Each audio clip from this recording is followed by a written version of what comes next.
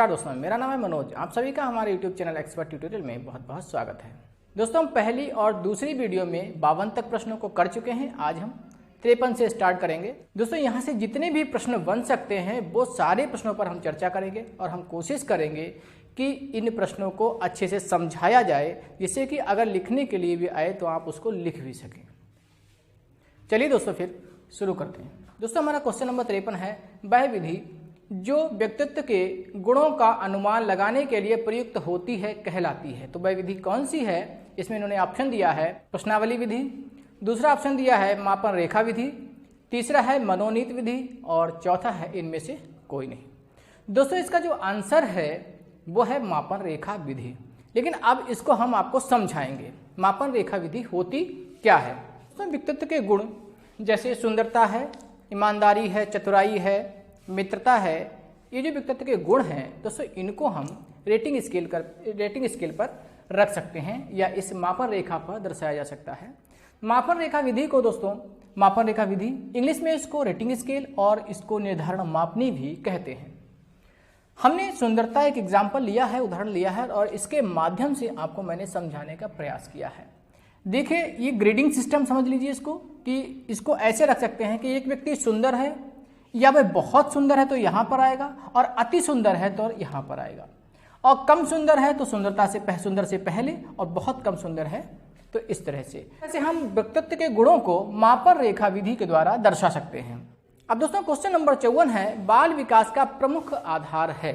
तो इन्होंने पहला ऑप्शन दिया है वंशानुक्रम, दूसरा ऑप्शन दिया है वातावरण, और तीसरा ऑप्शन है ये दोनों, यानी आ और बा दोनों, और चौथा है कोई नहीं। आंसर है इसका आ और बा दोनों। चलिए समझते हैं कैसे, क्योंकि ये इंपॉर्टेंट है। ये आपका सीटेट और टेट में भी कई बार पूछा गया है, तो इसको हम समझने का प्रयास करते हैं और अच्छे से समझते हैं। दोस्तों, ये मैंने कुछ लिखा है, ये वंशानुक्रम का प्रभाव। गाल्टन और पियर्सन जो हैं, ये दो मनोवैज्ञानिक हैं, ये कहते हैं बच्चे के विकास को सर्वाधिक वंशानुक्रम का प्रभाव पड़ता है, और ये भी कहा सबसे पहले जो प्रभाव डालता है वो वंशानुक्रम का प्रभाव पड़ता है। इसी तरह से वाटसन कहते हैं बच्चे के विकास को, यानी बच्चे का विकास जो है वो वातावरण के द्वारा निर्धारित होता है। और हमारे दो वुडवर्थ हैं, ये ज़्यादा ही इंपॉर्टेंट हैं, क्योंकि इन्होंने ऐसी बात कही है जिससे सब सहमत हैं, और ये एग्जाम में कई बार पूछा गया है। तो वुडवर्थ ने कहा है कि बच्चे के विकास पर वातावरण और वंशानुक्रम दोनों का गुणात्मक प्रभाव पड़ता है। तो दोस्तों, एक सीटीटी में इस पर आधारित प्रश्न भी आया था। वो ये था, ये लिखा हुआ था कि वुडवर्थ के अनुसार बच्चे के विकास पर वंशानुक्रम और वातावरण का प्रभाव पड़ता है। तो कैसा है? तो इस तरह से उन्होंने लिखा था। पहला ऑप्शन था ए, बी, सी, डी। उन्होंने लिखा था H into E, H minus E, H divided by E, H plus E. H है हेरिडिटी और E है इन्वायरमेंट, यानी वंशानुक्रम और वातावरण। अभी हमने बोला था गुणात्मक प्रभाव, तो आप देखेंगे ये गुणात्मक प्रभाव ये वाला सही था। तो दोस्तों, ये ऑप्शन तो आपने पढ़ने में तो ज़्यादा देर नहीं लगने वाली है, लेकिन आपने ये पढ़ रखा है तब ये वाला आप समझ पाएंगे और इसको आप सही टिक लगा के आ जाए। ये मैंने बताए हैं, तो ये भी अब आपको बता दें कि जेबी वाटसन है, ये वातावरणवादी कहे जाते हैं और व्यवहारवाद के जनक भी हैं। कौन है? व्यवहारवाद के जनक। इन्होंने ही कहा था हमें 1 दर्जन बच्चे दे दो, जो चाहे सो बनवा लो, क्योंकि इनका मानना था कि बच्चे को जैसे वातावरण में रखेंगे वैसा हो जाएगा। तो दोस्तों, आप ये भी सीख गए हैं, ये भी सीखे हैं, ये भी सीखे हैं। केवल ऑप्शन देखना था, तो ऑप्शन आपका सा वाला है, लेकिन मैंने समझाने का प्रयास किया है, क्योंकि हो सकता है इन प्रश्नों से हटके बने। तो आप इन्हीं प्रश्नों के माध्यम से हम आपको कंप्लीट बाल विकास जितने भी ऑप्शनल क्वेश्चन बन सकते हैं वो हम यहीं पर समझा देंगे। दोस्तों, हम एक जरूरी सूचना आपको देना चाहते हैं कि आप किसी भी सब्जेक्ट से संबंधित हैं और आप हमसे सारी वीडियो पाना चाहते हैं, क्योंकि अभी कुछ ऐसा है कि मैं नियमित वीडियो नहीं डाल पा रहा हूँ, कभी किसी सब्जेक्ट की डाल रहा हूँ, कभी किसी सब्जेक्ट की डाल रहा हूँ। अगर आप चाहते हैं इस तरह से, तो मैं आपको जो भी वीडियो अपलोड करूँ तो उसका लिंक आपके व्हाट्सएप पर भेज दूं, या आप हमसे व्हाट्सएप से जुड़ना चाहते हैं तो हमारा एक नंबर है, आप नोट कर लीजिए 8630509191। ये दोस्तों हमारा जो नंबर है, इस पे आप व्हाट्सएप पे अपना नाम और कौन से सब्जेक्ट की आपको वीडियो चाहिए है वो हम आपको भेजते रहेंगे। तो दोस्तों ये जो नंबर है, कॉल के लिए भी इसको आप यूज़ कर सकते हैं, व्हाट्सएप के लिए भी इसको यूज़ कर सकते हैं आप। अगर आप हमारी प्लेलिस्ट में जाना चाहते हैं तो ये जो नीचे ऐसा आइकॉन देख रहे हैं आप, लाइक के नीचे बना हुआ, यहाँ पर क्लिक करेंगे तो आप हमारी प्लेलिस्ट में पहुँच जाएंगे। सारी वीडियो वहाँ से भी आपको मिल जाने वाली है। दोस्तों क्वेश्चन नंबर 55 है, वंशानुक्रम माता पिता से संतानों को प्राप्त होने वाला गुण है, ये कथन किसका है। दोस्तों मैं आपको बताऊं, ये इस बुक में जिसमें मैंने ये क्वेश्चन उठाए हैं वहाँ पर इतनी बार दिया गया है कि आप उसे बार बार पढ़ते ही आपको याद हो जाएगा। ये हमारे साथी कोई गलत करके ही नहीं आए होंगे और ना ही आएंगे कभी, क्योंकि ये इतनी बार इन्होंने दे दिया है। तो दोस्तों इसका आंसर है रूथ बेनेडिक्ट। अब दोस्तों क्वेश्चन नंबर 56 है, बाल विकास की अवस्थाएं हैं शैशवावस्था, बाल्यावस्था, किशोरावस्था और ये उपयुक्त सभी। तो दोस्तों ये सभी अवस्थाएं हैं, ये तो बड़ा आसान सा है और आप सबने इसको कर भी लेंगे। दोस्तों क्वेश्चन नंबर 57 है, प्रतिभाशाली विद्यार्थी। अब कैसे होते हैं, ये 4 ऑप्शन है, इनमें से आपको चुनना है। अपनी आवश्यकताओं को दृढ़ता पूर्वक नहीं कह पाते, अरे प्रतिभाशाली हैं नहीं कह पाते, ये तो हो ही नहीं सकता, तो ये वाला आंसर नहीं होगा। अपने निर्णयों में आत्मनिर्भर होते हैं, हाँ प्रतिभाशाली हैं, वो अपने निर्णय स्वयं लेते हैं, किसी से प्रभावित होकर के निर्णय नहीं लेते। दोस्तों प्रतिभाशाली बच्चे वो होते हैं जिनका IQ लेवल 140 से ज़्यादा होता है। कितना? 140 से अधिक होता है जिनका IQ लेवल, तो वो होते हैं हमारे प्रतिभाशाली। IQ लेवल कैसे निकाला जाता है ये हम बुद्धि में आपको पढ़ाएंगे। इसकी वीडियो भी अलग अलग हम पूरा डालेंगे आपके लिए, ठीक है। और हमने कुछ वीडियो डाल भी रखी है, प्लेलिस्ट से आप देख भी सकते हैं। दोस्तों ये वाला जीनियस और गिफ्टेड भी बोले जाते हैं। दोस्तों तीसरा ऑप्शन है, शिक्षकों से स्वतंत्र होते हैं, ऐसा नहीं है, ये भी गलत हो गया दोस्तों। और डी वाला है, स्वभाव में अंतर्मुखी होते हैं। दोस्तों प्रतिभाशाली जो गुण है वो विद्यार्थी स्वभाव में अंतर्मुखी भी होगा और बहिर्मुखी भी होगा, ठीक है। यानी अंतर्मुखी भी होगा, बहिर्मुखी भी होगा, लेकिन हाँ एकदम हम पूरा का पूरा अंतर्मुखी की ओर नहीं जाएंगे, तो इसलिए ये हमारा डी वाला गलत हो गया। इन्होंने ये कहा होता स्वभाव में अंतर्मुखी और बहिर्मुखी दोनों होते हैं, तो हम वहाँ पर इसको टिक कर सकते थे। यहाँ पर केवल उन्होंने अंतर्मुखी बोला है, तो इसलिए ये थोड़ा हमारा गलत होता है। तो आंसर हमारा था अपने निर्णयों में स्वतंत्र होते हैं, आंसर नंबर 2 यानी बी। दोस्तों क्वेश्चन नंबर 58 जो है, जो RTE 2009 भारत में कब लागू हुआ। दोस्तों RTE 2009 भारत में कब लागू हुआ, तो इसके लिए 2 डेट हैं, तारीखें हैं, बहुत इंपॉर्टेंट हैं, दोनों मैं बता दे रहा हूं। एक तो ये है 4 अगस्त 2009 और एक है 1 अप्रैल 2010। दोस्तों 1 अप्रैल 2010 में ये लागू हुआ और 4 अगस्त 2009 में ये संसद में पारित हुआ था। यानी ये बन के तैयार हुआ, संसद में पारित हुआ पार्लियामेंट में, ये 4 अगस्त 2009 है और 1 अप्रैल 2010 में ये प्रभावी हो गया था, प्रभाव में आया था।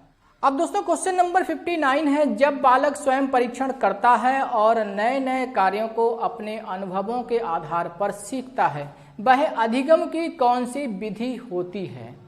इन्होंने कहा जब बच्चा स्वयं परीक्षण करके सीखता है, तो दोस्तों यहाँ पर परीक्षण शब्द है, तो क्या होगा, परीक्षण करके सीखना। अगर यहाँ पे लिखा होता स्वयं अधिगम करता है तो स्वाधिगम हो जाता, स्वयं अपने आप सीखना, अधिगम मीन्स होता है सीखना।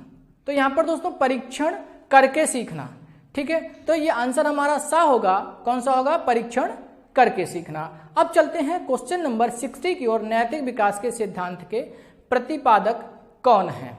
तो नैतिक विकास के सिद्धांत के प्रतिपादक दोस्तों कोहलबर्ग हैं, जो लिखा हुआ है। अब कोहलर ने कौन सा सिद्धांत दिया था, सूझ का सिद्धांत। तो फ्रोवेल का संबंध खेल विधि से है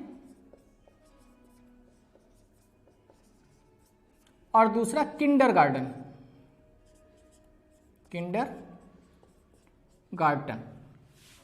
दोस्तों खेल विधि जो है इसमें फ्रोवेल और दोस्तों कभी कभी किलपैट्रिक भी आपको लिखे मिलेंगे। ऐसा माना जाता है कि फ्रोवेल के जो शिष्य हैं वो हैं किलपैट्रिक। फ्रोवेल की उपज है, दिमागी उपज है फ्रोवेल की, लेकिन इसको प्रसिद्ध करने में जो महत्वपूर्ण भूमिका निभाई है वो किलपैट्रिक ने निभाई है। इसलिए दोस्तों कहीं कहीं पर आपको ऑप्शन किलपैट्रिक भी मिलेगा, कहीं फ्रोवेल भी मिलेगा। तो अगर दोनों आ जाए तो फ्रोवेल आप लगा के आएंगे, किलपैट्रिक नहीं है। ये खेल विधि के जनक हैं। और दोस्तों किंडरगार्टन जो है इसके जनक कौन है? इसके जनक हैं फ्रोवेल। किंडरगार्टन विधि भी यानी शिक्षा की किंडरगार्टन विधि जो है वो फ्रोवेल ने दी है। और दोस्तों एक बात बता दें, इस विधि में या इसके अंतर्गत जो बच्चे हैं यानी जो छात्र हैं जो अधिगम करता है, इनको इन्होंने पौधा बोला है, ठीक है। और जो अध्यापक है उसको उन्होंने माली बोला है। और दोस्तों जो स्कूल है, विद्यालय है, इसको इन्होंने बगीचा बोला है, ठीक है। तो किंडरगार्टन पद्धति है यानी विधि है, इसके भी जनक फ्रोवेल ही हैं, ठीक। तो दोस्तों आप इसको सीख गए हैं। दोस्तों बिने जो है वे बुद्धि के सिद्धांतों से संबंधित हैं, बुद्धि परीक्षणों से संबंधित हैं, इन्हें बुद्धि परीक्षण का जनक भी कहते हैं। कोहलर जानते हो सूझ का सिद्धांत दिया था। कोहलवर्ग जो है ये नैतिक विकास के सिद्धांत के प्रतिपादक हैं, ठीक है। तो आप ये समझ गए होंगे। अब हम क्वेश्चन नंबर 61 यानी 61 पे चलते हैं। प्योगाट्स्की के अनुसार बच्चे अपने साथी समूह के सक्रिय सदस्य कब होते हैं? तो दोस्तों ये किशोरावस्था है, इसे आप याद कर लीजिए। ये कौन सा है? किशोरावस्था। आंसर नंबर इसका रहेगा डी। अब दोस्तों क्वेश्चन नंबर है 62। कक्षा में एक प्रभावी शिक्षक अधिगम प्रक्रिया होती है जब शिक्षक बच्चों के ज्ञान को पढ़ाई जाने वाली नई संकल्पना के साथ जोड़ने में सहायता करता। इन्होंने क्या कहा है? यानी अध्यापक क्या करेगा? अध्यापक करेगा सहायता।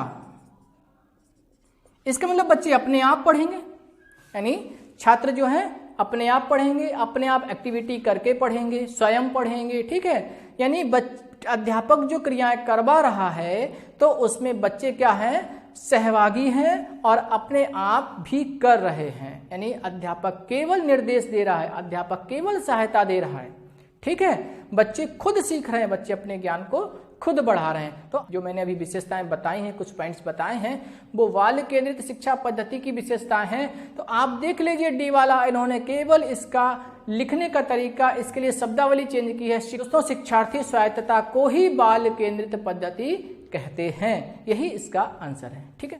दोस्तों क्वेश्चन नंबर 63 है, सामाजिक तथा सांस्कृतिक विकास के सिद्धांत से संबंधित है।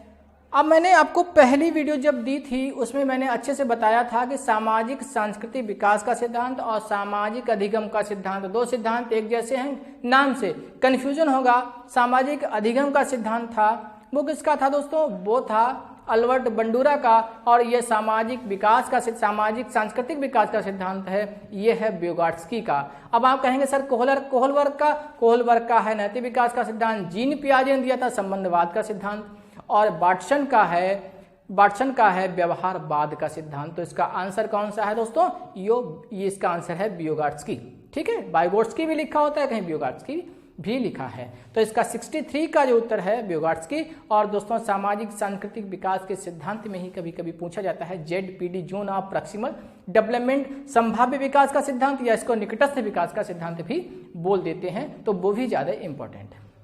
चलिए दोस्तों अब चलते हैं क्वेश्चन नंबर 64 की ओर। ये लिखा है इंद्रिय जनित यानी गामक अवस्था का संबंध किससे है? दोस्तों इंद्रिय जनित अवस्था जो है, गामक अवस्था जो है, इसी को हम इंद्रिय जनित अवस्था, इसी को हम संवेदी प्रेरक अवस्था भी बोलते हैं। अब आप समझ रहे होंगे ये जीन पियाजे ने जो मानसिक विकास का सिद्धांत दिया है, संज्ञानात्मक विकास का सिद्धांत दिया है, उन्होंने मानसिक विकास को 4 अवस्थाओं में बांटा है। तो जो पहली अवस्था है वही है इंद्रिय जनित अवस्था।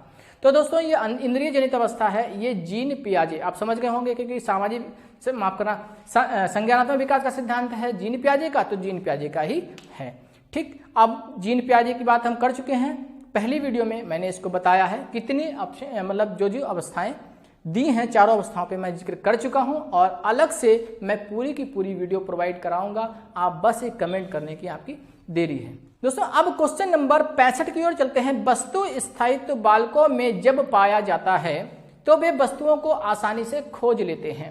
किस मनोवैज्ञानिक से इसका संबंध है? दोस्तों इसका आंसर जो है मैं अभी अभी बता के चला हूं, इंद्रिय जनित अवस्था की जो विशेषता है उसमें क्या होता है, बच्चे के अंदर वस्तु स्थायित्व तो नहीं पाया जाता। यानी जो 0 से 2 वर्ष का बच्चा है, यानी पहली अवस्था का बच्चा है, उसके अंदर वस्तु स्थायित्व तो नहीं पाया जाता, वो किसी वस्तु को ढूंढ नहीं पाता। दूसरी अवस्था में वस्तु स्थायित्व तो आ जाता है। तो ये उन्होंने, जब हम चारों अवस्थाएं पढ़ेंगे जीन पियाजे की यानी मानसिक विकास के सिद्धांत की, तो दोस्तों वहां पर चारों अवस्थाएं जब पढ़ेंगे तो खुद आपको ये एहसास हो जाएगा। तो ये किससे संबंधित है? जीन पियाजे से संबंधित है, क्योंकि संज्ञानात्मक विकास में जो इंद्रिय जनित अवस्था है उसकी एक विशेषता इन्होंने दी है।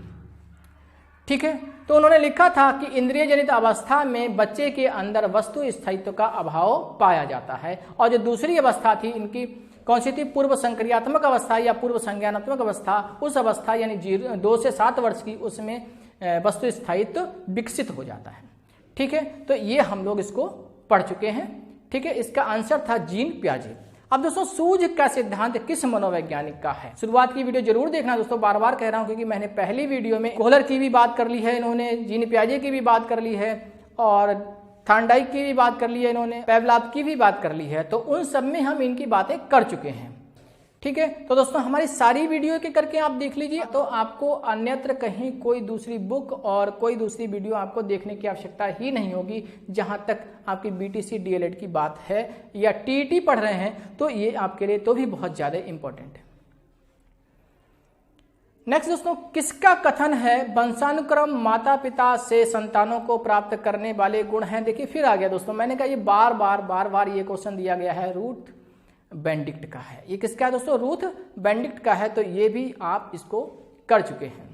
और 66 का आपका आंसर था कोहलर। दोस्तों क्वेश्चन नंबर 68 है, किसने कहा सामाजिक संबंधों में परिपक्वता ग्रहण करना सामाजिक विकास है? दोस्तों हमारी एक वीडियो है, हमने जो डाल रखी है बाल विकास की अवस्थाएं, और उसमें लिखा है शैशवावस्था। हमारी डिस्क्रिप्शन में ये सारी वीडियो आपको मिल जाएंगी, वहां पर देखेंगे तो हरलाख ने जो सामाजिक विकास बच्चे के अंदर कैसे होता है, यानी किस किस समय में कौन कौन सा विकास हो जाता है सामाजिक विकास, तो मैंने उसको ट्रिक से आपको याद करा दिया है।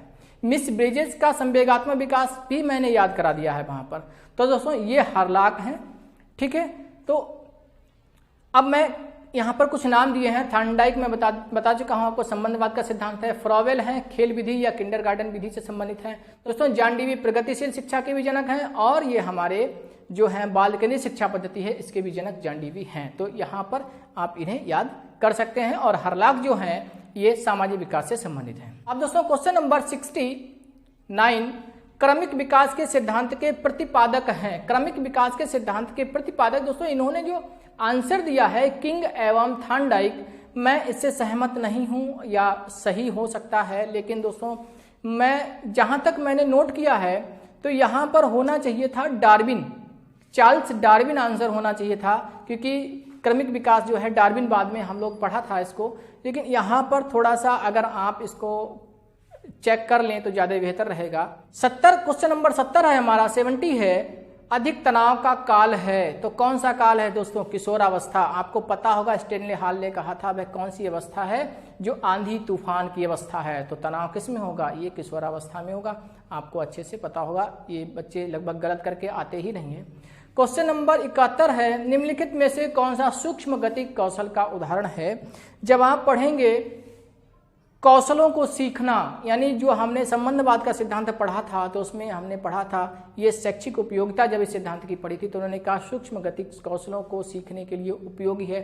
सूक्ष्म गतिक कौशल कौन कौन से होंगे? जैसे लिखना है, टाइपिंग है, कटिंग है, कलरिंग है। ठीक है, तो ये सारे हमारे कौशल होते हैं। इनको अगर सीखना है तो हमें करके सीखना पड़ता है, खुद प्रयासों से सीखना पड़ता है, बार बार अभ्यास से सीखना पड़ता है। तो इसमें जो आंसर होगा वो लिखना आंसर इसका होगा। सूक्ष्म गति कौशल का उदाहरण क्या है? लिखना। ठीक है, जिसमें हल्की फुल्की गति करनी पड़ती है वो सूक्ष्म गति कौशल कहलाता है। अब क्वेश्चन नंबर 72 है, नर्सरी कक्षा में शुरुआत करने के लिए कौन सी विषय वस्तु सबसे अच्छी है? अरे अभी अभी बच्चा हमारा घर से निकल के स्कूल में पहुंचा है, तो उसके लिए अगर आप पढ़ाएं, उसको समझाएं और उसके लिए विषय वस्तु का निर्धारण करना है तो ऐसी होनी चाहिए उसके परिवार से जुड़ी हुई हो। तो आंसर इसका है मेरा परिवार। दोस्तों क्वेश्चन नंबर 73 है, सीखने के लिए आकलन निम्नलिखित का ध्यान रखना है सिवाय। अब दो आंसर हैं, दो मतलब पॉइंट हैं इसके, अब उनको समझ लेते हैं। एक तो होता है सीखने का आकलन और एक होता है सीखने के लिए आकलन में। तो दोस्तों सबसे पहले तो हम इन बिंदुओं को सीख लेते हैं। सीखने का आकलन क्या है, सीखने के लिए आकलन क्या है। अगर आप देखेंगे सीटेट का कोई भी पेपर देखेंगे तो उसमें इन दो जो पॉइंट हैं इन पर क्वेश्चन ज्यादा पूछे जाते हैं क्योंकि कंफ्यूजन रहता है थोड़ा सा। सीखने का आकलन आपने पहले पढ़ा है और पढ़ने के बाद जब आपका टेस्ट होता है तो बस सीखने का आकलन कि आपने कितना सीखा। सीखने के लिए आकलन आप पढ़ने जा रहे हो तो सबसे पहले आपसे मास्टर जो है कुछ क्वेश्चन पुट अप करता है, तो इससे ये होता है वो जानना चाहता है कि आप कहाँ पर एग्जिस्ट कर रहे हो, आपका बौद्धिक लेवल क्या है, आपने पढ़ने का स्टाइल क्या है, तरीका क्या है, ठीक है, और आप कैसे सीख पाएंगे। तो वो जो टेस्ट लेता है यहाँ पर वो होता है सीखने के लिए आकलन, यानी सीखने से पहले आपका जो मूल्यांकन कर रहा है कि उससे ये निर्धारित हो जाता है कि बच्चे को कैसे सिखाया जाए। तो ये सीखने के लिए आकलन हो गया। और आपने सीखने के बाद आपका टेस्ट हो रहा है, आपका आकलन हो रहा है, वो सीखने का आकलन होता है। अब ये कह रहे हैं सिवाय, यानी यहाँ पर किस चीज का ध्यान नहीं रखा जाता, ठीक है। तो क्या है, विद्यार्थी की त्रुटियां, पहला ऑप्शन हो गया। बी है विद्यार्थी की अधिगम शैलियां, और सी ऑप्शन है विद्यार्थी की क्षमताएं, और डी ऑप्शन है विद्यार्थी की आवश्यकताएं। देखिए बच्चा कैसे सीखेगा इस चीज का निर्धारण हम करते हैं, क्योंकि अभी हमें सिखाना है, इससे पहले टेस्ट लिया, तो ये चीज ये जरूरी है। इसमें बच्चा कैसे सीखेगा ये तो हमें जानना है, इसीलिए तो हम इसको मतलब चेक कर रहे हैं, बच्चे को आकलन कर रहे हैं। हमारा दूसरा है बच्चे की क्षमताएं, यानी बच्चा एग्जिस्ट कहाँ पे कर रहा है, उसकी क्षमता कितना है, यानी उसका पढ़ाने का जो लेवल होगा हार्ड होगा या थोड़ा आसान लेके चलना पड़ेगा, तो उसकी क्षमता कहाँ पर वो एग्जिस्ट कर रहा है। और लिखा है बच्चे की आवश्यकताएं, मतलब आवश्यकताएं उसकी क्या हैं, क्या सीखना चाहता है। जबरदस्ती नहीं है। पहले मनोविज्ञान क्या कहता है, मनोविज्ञान कहता है मन का अध्ययन, यानी बच्चे को पहले पढ़ो फिर पढ़ाओ। तो अगर देखा जाए इस पॉइंट में बच्चे को पहले पढ़ना है फिर उसको पढ़ाना है। हाँ, क्या नहीं देखना है, ये कह रहे त्रुटियां ना देखो उसके अंदर, क्या ना देखो, त्रुटियां ना देखो। अरे बच्चे तो गलतियां करेंगे ही, बच्चे तो गलतियां करेंगे, उन्हों को तो दूर करना है। तो क्या कह रहे हैं, सीखने के लिए आकलन निम्नलिखित का ध्यान रखना है सिवाय विद्यार्थियों की त्रुटियों के, ठीक है। तो इनकी त्रुटियां जो हैं इनका आकलन हम नहीं कर रहे हैं, क्योंकि त्रुटियां तो ही हम उनको सुधारेंगे, ठीक है। तो देखेंगे शैली, देखेंगे कैसे पढ़ता है, क्षमताएं देखेंगे कितनी क्षमताएं हैं उसके अंदर, और आवश्यकताएं देखेंगे क्या करना चाहता है, कैसे पढ़ना चाहता है, ठीक है। तो रुचि कहाँ है बच्चे की, किस चीज में रुचि है। तो हमारा क्वेश्चन नंबर 73 तक हो गए हैं। अगली वीडियो में हम 73 से 100 तक कंप्लीट करेंगे दोस्तों। और दोस्तों अगर आपको पसंद आती है तो हमें कमेंट करके जरूर बताइए, इससे हमारा मन जो होता है प्रसन्न होता है कि हमारे साथी हमसे जुड़े हुए हैं। और आप हमारे चैनल पर नए हैं तो सब्सक्राइब करें, घंटी का बटन दबाएं, जिससे कि जो भी वीडियो अपलोड करें उसका नोटिफिकेशन पहुंचता रहे, आपके साथियों को भी लाभ हो तो उसको शेयर कर दीजिए। और दोस्तों लाइक भी जरूर दें अगर आपको पसंद आती है तो, वरना आपकी मर्जी, आप चाहे लाइक या डिसलाइक, मैं जिस योग्य हूँ आपकी मर्जी है, आप मुझे कीजिए। लेकिन हाँ, डिसलाइक करते समय हमें एक बात जरूर बता दें, सर जी ये यहाँ पर गलती रह गई थी या ऐसा और मॉडिफिकेशन होना चाहिए। तो दोस्तों आज की लेक्चर को हम यहीं समाप्त करते हैं। आपका दिन शुभ हो, नमस्कार।